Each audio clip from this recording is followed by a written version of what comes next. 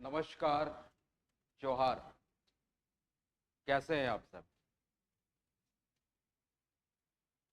वहां तूफान भी हार जाते हैं जहां कश्तियां बुलंदी पे होती। आज जिनके विषय में हम पढ़ने जा रहे हैं, कामिल बुल्के साहब, इसलिए मैंने कहा कि वहां तूफान भी हार जाते हैं जहां कश्तियां बुलंदी पे होती है, क्योंकि एक ऐसा जवान, एक ऐसा बालक, क्योंकि मैं बालक इसलिए बोल रहा हूं क्योंकि बड़ा संघर्षपूर्ण जीवन, बेल्जियम निवासी, और संघर्ष ऐसा कि जगह जगह घूमना पड़ गया अपनी शिक्षा के लिए। और शिक्षा ने वो ताकत, वो स्टेटस दिया कि 1974 में इन्हें पद्म भूषण मिला। कई एक प्रकार से के पद दिए गए इनको सरकारी विभागों में, कई एक जगहों पे सदस्य बने ये, और कई एक कहा जाए तो इनका ऐसा योगदान रहा कि सरकार भी इनको पद्म भूषण जैसी उपाधि से देती है। पेशे से एक वकील व्यक्ति, सॉरी मैं गलत बोल दिया, पेशे से इंजीनियर थे, पेशे से इंजीनियर व्यक्ति, इंजीनियरिंग बैकग्राउंड, एक गरीबी रेखा से उठ के इंजीनियरिंग बैकग्राउंड तक पहुंचने में इतना संघर्ष हुआ हो। और इंजीनियरिंग बैकग्राउंड के लोग अगर मानविकी शब्द पे आते हैं, मानविकी किताबों को पढ़ते हैं और मानविकी चीजों पर वो आगे बढ़ते हैं, कई भाषाओं के ज्ञाता, आप सोचिए पूरा स्ट्रीम बदल रहा है। कहाँ एक इंजीनियरिंग बैकग्राउंड का व्यक्ति एक मानविकी में जा रहा है, वो सब्जेक्ट पे ध्यान दे रहा। तो कामिल बुल्के साहब का ये बहुत बड़ा योगदान, रोल रहा, जिससे हम सीखते हैं और हमें सीखना भी चाहिए। इन्होंने किसी भाषा का विरोध नहीं किया। इन्होंने कहा संस्कृत महारानी, हिंदी बहुरानी, अंग्रेजी को इन्होंने नौकरानी कहा। इन्होंने कहा कि इतने विद्वान लोग यहां पड़े हुए हैं साहब, और इन विद्वान लोगों में इस बात की झलक देखने को मिलती है कि अंग्रेजी बोलना बहुत गर्व की बात है। जबकि इनके लिए गुमला में जाकर ये गणित पढ़ाते, तभी ये अवधी और ब्रज भाषा सीखते हैं। आप सोचिए कि कितना बड़ा रोल प्ले रहा है इनका लाइफ में। आगे हम कुछ तथ्यों को देखेंगे। ये कहानी रही इनकी, जो कहानी आपको समझ में आई होगी। आगे हम जो तथ्यों को देखेंगे जिस पर एग्जाम में प्रश्न बन सकते हैं, तो हम उनको जरा एक सरसरी नजर से देख लेते हैं ना। 1 सितंबर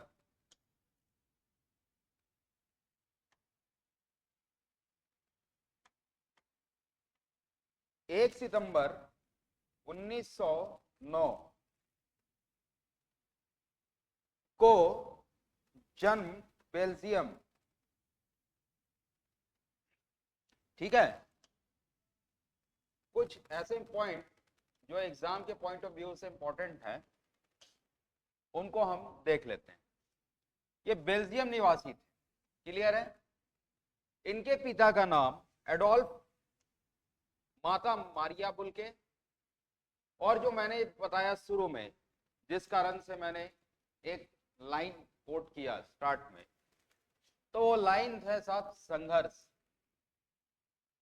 संघर्ष भरा जो जीवन था, उसके बाद इन्होंने इतना काम कर दिया और इन्होंने जो ये लाइन कोट है, संस्कृत महारानी है, हिंदी बहुरानी और अंग्रेजी को नौकरानी।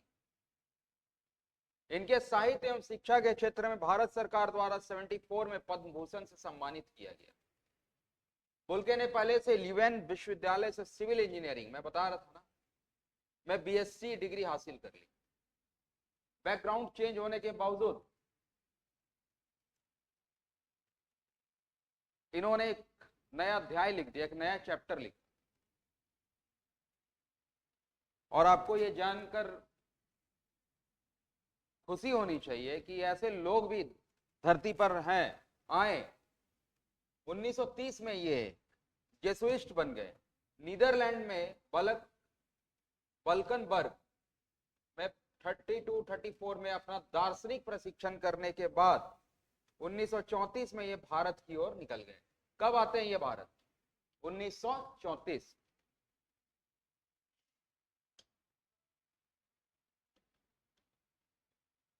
देखिए, ये सब कुछ जरूरी है क्योंकि ये आपको पता होना चाहिए। 1934 में जब ये भारत आए, प्रवास के बाद जब इन्होंने गुमला, वर्तमान में झारखंड में 5 साल तक गणित पढ़ाया, वहीं पर हिंदी, ब्रजभाषा, अवधी भाषा सीखी। 38 में सीतागढ़ हजारीबाग में पंडित बद्रीधर शास्त्री से हिंदी और संस्कृत सीखा। देखिए कितना भाषा सीखने का चाहत था इनको, लैंग्वेज पे कितना ये करना था कि साहब हर व्यक्ति के भीतर ये चीज होनी चाहिए, सीखने की कला कभी बंद नहीं होनी चाहिए। क्योंकि सीखने की कला बंद हो जाती है तो फिर आप समझिए कि आपका शरीर तो चल रहा है, दिमाग सुस्त पड़ रहा है। आजीवन जुनून विकसित किया, जैसे कि बाद में याद किया। 35 में जब भारत पहुंचे, यह देखकर आश्चर्य और दुख हुआ, जाना कि शिक्षित लोग अपनी सांस्कृतिक परंपराओं से अनजान थे, इंग्लिश में बोलना गर्व की बात समझते थे।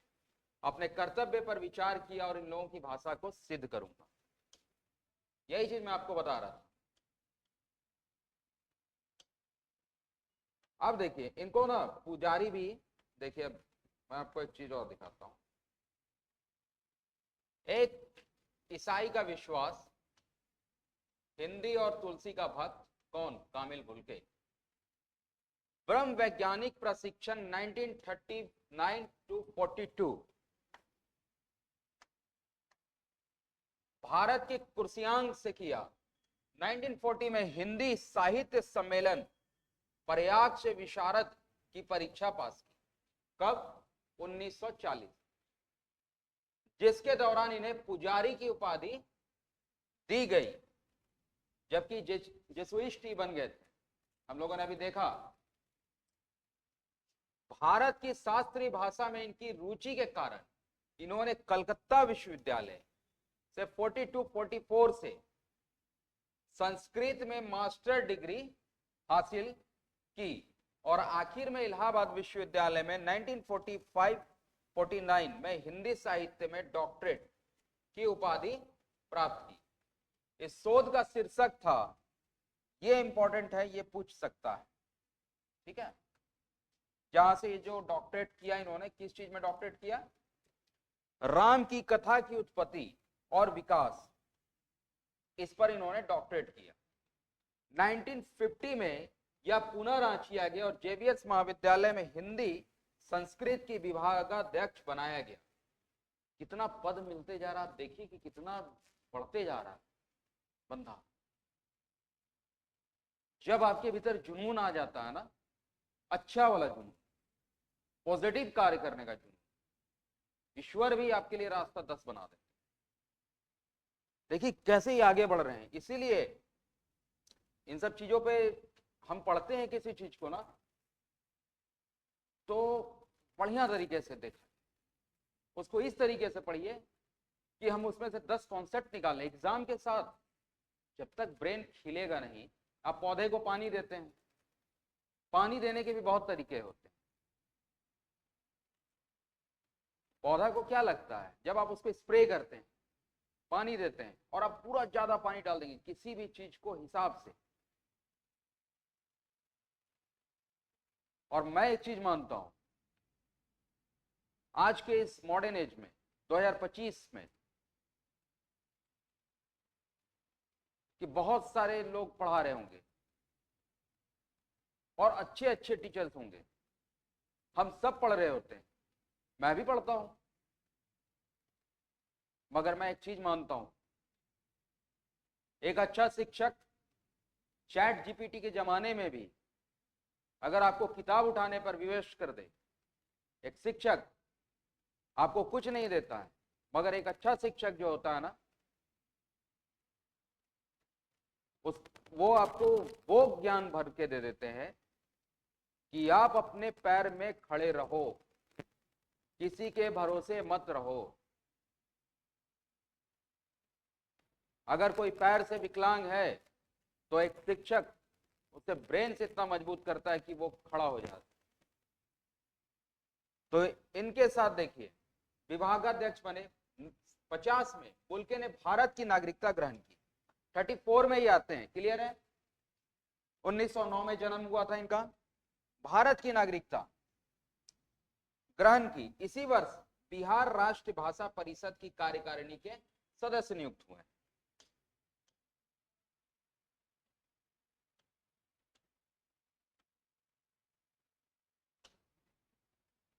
बात करते हैं 72 का, 72 से 1977 तक भारत सरकार की केंद्रीय हिंदी समिति के सदस्य बने। पहले कहां थे? बिहार। 73 में बेल्जियम की रॉयल एकेडमी का सदस्य बनाया गया।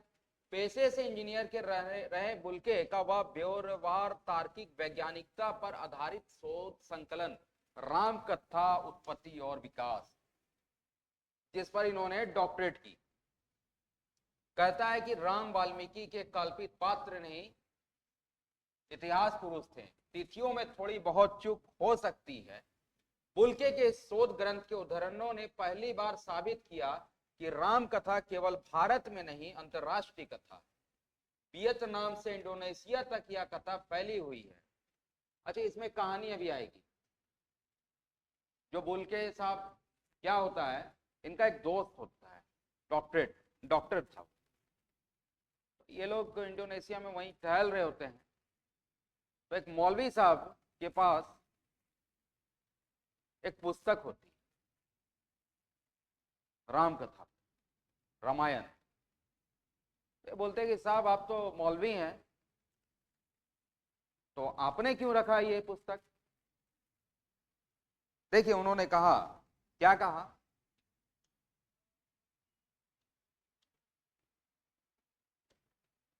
यहां हम देखते हैं। शाम के वक्त टहल रहे थे, एक दिन वह केंद्र इंडोनेशिया में शाम के वक्त टहल रहे थे, और इनका जो मित्र था, इनका नाम था डॉक्टर होयकास, ठीक है, होयकास। तो ये जो आप मुसलमान हैं, आप रामायण क्यों पढ़ते हैं? उस व्यक्ति ने केवल एक वाक्य में उत्तर दिया, और भी अच्छा मनुष्य बनने के लिए। क्या कहा? और भी अच्छा मनुष्य बनने के लिए। राम कथा के इस विस्तार को फादर बुल्के वाल्मीकि की दिग्विजय कहते थे। भारतीय संस्कृति की दिग्विजय, इस पूरे प्रसंग पर विस्तार से चर्चा करते हुए डॉक्टर दिनेश्वर प्रसाद भी नहीं आता। देखिए, डॉक्टर दिनेश्वर प्रसाद एक बड़े लेखक भी हैं। भारत की मिट्टी में गजब का प्रेम, ये आज से नहीं, इस मिट्टी में अगर कोई आकर रहने भी लग जाए ना, बेल्जियम निवासी रहता। मैंने एक लाइन लिखा था, ईसाई विश्वास, बाद में पुजारी में भी आ गई है, उसके बाद जेसुइस्ट भी बने ये। और देखिए, राम कथा उत्पत्ति पर इन्होंने शोध भी किया, डॉक्टरेट की उपाधि ली, ठीक है। तो इस मिट्टी में आज हम और आप जो दाएं बाएं देखते हैं, दाएं बाएं साएं जो देखते हैं, धार्मिक उन्माद, वो इसलिए हम लोग उस पर पड़ जाते हैं क्योंकि हम लोग अपनी मिट्टी के विषय में सच कहें तो इतिहास हम लोगों ने पढ़ा ही नहीं। हमारी मिट्टी इतनी मजबूत है, इतना धरती माता के पास जब हम लोग आते हैं तो वो जो प्रेम देख होता है आपसी भाईचारा का और साझा संस्कृति का, अगर कोई विदेश से आकर वो चीज समझ सकता है तो हम और आप उस चीजों को क्यों नहीं समझ सकते? आइए देखते हैं इस मिट्टी ने इनको कितना चीज दिया। 20 वर्षों तक वह फादर बुल्के के संपर्क में रहे। उनकी कृतियां, ग्रंथों की भूमिका की रचना में डॉक्टर प्रसाद की गहरी सहभागिता रही। भारत सरकार द्वारा 74 में इनको साहित्य के क्षेत्र में योगदान के लिए पद्म भूषण से सम्मानित किया गया। आपसे अगर ये पूछ देता है कि कब इनको सम्मानित किया गया, 1974 में पद्म भूषण क्यों दिया गया, तो मैंने पहले ही बताया था कि पेशे से इंजीनियर थे और इन्होंने अपना स्ट्रीम, इनकी जो रुचि थी वो साहित्य के क्षेत्रों में आया, कई भाषाओं के ज्ञाता बने और इन्होंने वहां पर किया। सिविल इंजीनियर थे ये। यह सम्मान भारत सरकार द्वारा दिया जाने वाला तीसरा सर्वोच्च सम्मान है जो देश के लिए दिया था। हाँ साहब, अब अंत में क्या होता है, एक वक्त के बाद हम लोग ऐसे व्यक्ति को 17 अगस्त 1982 में गैंग्रीन नामक एक बीमारी के कारण एम्स दिल्ली में इलाज के दौरान मृत्यु हो गई। जानते हैं, एक चीज मैं आपको बताऊं, हम लोग जब कुछ कार्यों को करते हैं तो अब कार्य अच्छा हो या बुरा हो, एक छाप बनता है, वो छाप छूट जाता है। तो कोशिश हमेशा रहती है कि जब आप वो छाप छूट जाता है और आने वाली पीढ़ी जब याद करती है तो वो जो छाप है उसको याद करती है कि वो व्यक्ति वैसा था। अचानक से मान लीजिए जुबान पे नहीं आ रहा है, क्या नाम था, कामिल बोल के नहीं आया, अल्बर्ट का नहीं आ रहा है, जयपाल मुंडा कौन थे, याद नहीं आ रहा, मगर आपको एक चीज याद आ जाएगा, अच्छे 1936 के समय में संसद में क्या बोलते हैं कि सभा में, जो संसदीय सभा थी उसमें कोई आवाज उठाया आदिवासियों के लिए, क्या वही व्यक्ति तो नहीं? अच्छा, वो व्यक्ति जिसको परमवीर चक्र मिला था, ये अमिट छाप। अच्छा, वो व्यक्ति जो बेल्जियम से आया था, ये अमिट छाप है। हम स्केच कर रहे हैं, ध्यान नहीं आ रहा है गांधी जी के विषय में, सपोज वो लाठी उठाए हुए एक नंगे बदन निकला, वो अमिट छाप। तो अमिट छाप इसी तरीके से बनता है, अपने कार्यों के द्वारा।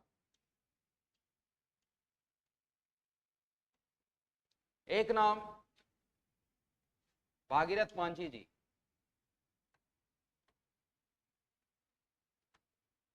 ये भी नाम अपने आप में एक बड़ा नाम है। ये खरवार जनजाति के थे। एक बार क्या होता है, जो मुझे सबसे रोचक तथ्य इनका लगा कि सिंह बोंगा, इन्होंने कहा कि भाई मुझे सिंह बोंगा जो देवता है उनका दर्शन हो गया। अब क्या है साहब कि जो लगान वसूल रहे थे अंग्रेज, तो कहा कि भैया उनको लगान उगान मत देना तुम, और अपने आप को एक जगह का राजा घोषित कर दिया और कहा कि अब सब लगान मेरे पास लेके आना और तुमको हमारा पर्ची भी काट के देंगे, उचित जो देना है वो वही लगान होगा, पर्ची उर्ची काट के दे दिया जाएगा। मतलब बढ़िया है, सब आ गए। अब अंग्रेज तो भाई गुस्सा गए, ये तो हमारे पेट पे लात मार रहा है, हम तो आए हैं लूटने के लिए, लूटने नहीं दे रहा है। ये वो शख्स है खरवार जनजाति के, उस आंदोलन के नेतृत्व कर रहा, नहीं आरंभ करता, बोलिए भागीरथ मांझी। नाम ही काफी है, केतान फैन की तरह। भागीरथ मांझी साहब का जन्म गोड्डा जिले के तलडीहा गांव में हुआ। कहां पे हुआ था? गोड्डा जिले के तलडीहा गांव में। खरवार जनजाति के थे, ठीक है, खरवार।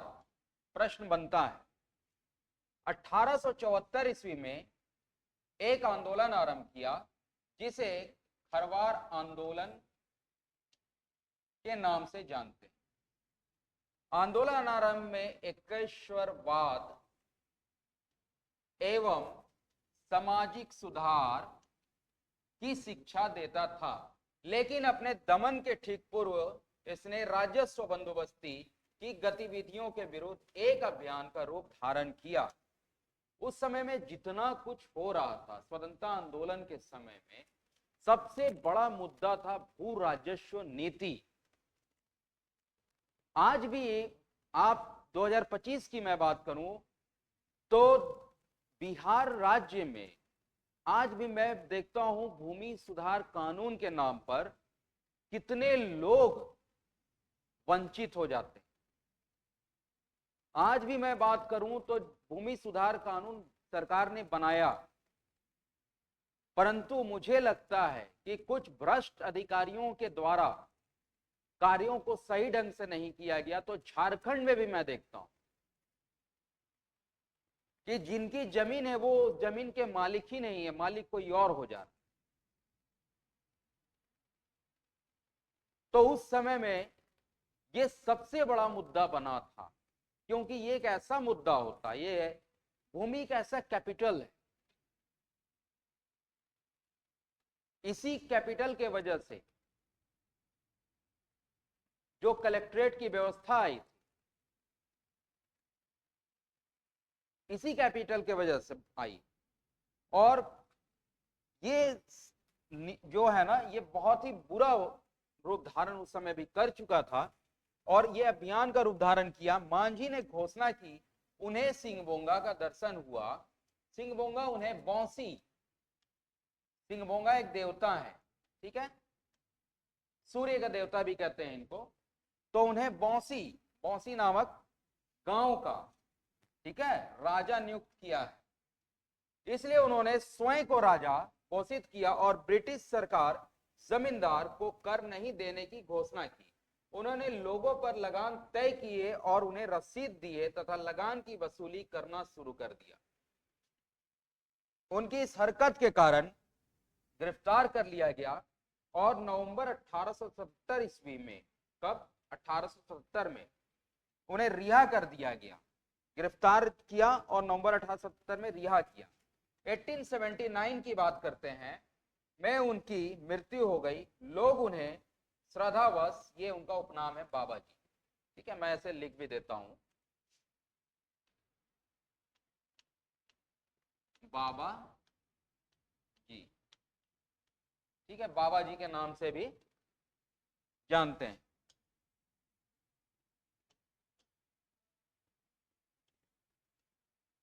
देखिए ये है हरेन ठाकुर साहब। तो हरेन ठाकुर साहब जो है एक मशहूर चित्रकार है। होता यूं है कि आप अगर शरीर से मजबूत नहीं है और ब्रेन से मजबूत, किसी भी तरीके से टोले सोले दिखाने से नहीं काम चलता है। आपको अगर अपनी सभ्यता, संस्कृति, संग्राम प्रेजेंट करने का भी तरीका होता, कलम से क्रांति भी लिखी गई और चित्रकारिता के माध्यम से इन्होंने झारखंड को बताया। जब हम कभी इतिहास की क्लास में आएंगे और सेनानियों को पढ़ते समय मैं आपको एक चीज बताऊंगा कि ऐसे शख्स भी हुए हैं जिन्होंने, दादा भाई नौरोजी जी ने जो लाइन कहा था अपनी अर्थव्यवस्था की पुस्तक में कि अंग्रेज किस प्रकार से हमें दरिद्र बना रहे हैं, दादा भाई नौरोजी साहब एक बड़े अर्थशास्त्री थे।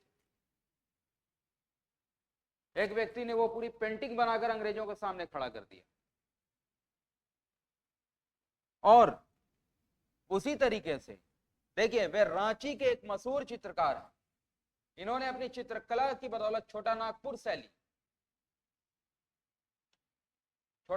शैली को अंतरराष्ट्रीय स्तर पर पहचान दिलाई।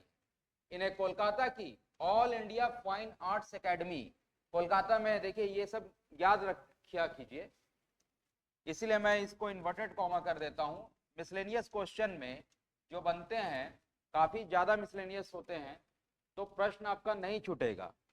All India fine arts academy जो कोलकाता में है,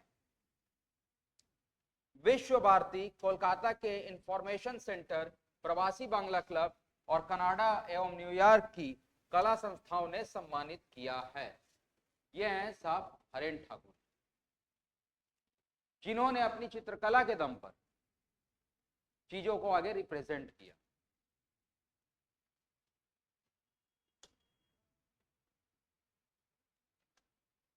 आज की क्लास में बस इतना ही, और फिर हम मिलते हैं अगली क्लास में।